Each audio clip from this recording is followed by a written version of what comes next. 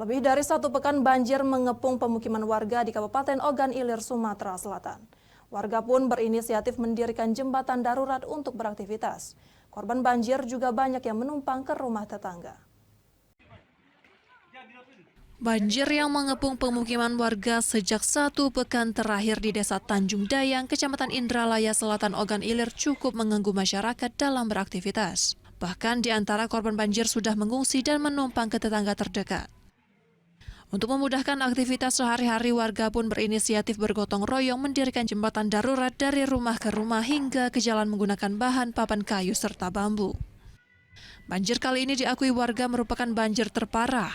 Sedikitnya ratusan rumah warga sudah terendam banjir. Perabot rumah tangga pun sudah banyak yang rusak akibat banjir. Masyarakat berharap pemerintah menyiapkan perahu karet agar masyarakat bisa beraktivitas dengan baik. Macam itu. Bikin jembatan darurat. Darurat lah. Agar bisa beraktivitas. Agar bisa jalan kan. Harapan Wican Desa ini Jauh dari penyakit ya? jauh dari penyakit lah. Sekarang musim nyamuk ya? Musim nyamuk demam berdarah kan. Di tetangga yang rumah tinggi-tinggi numpang. Masa Masa di sini lah. Dari Ogan Ilir, Sumatera Selatan, Fitriadi, iNews melaporkan.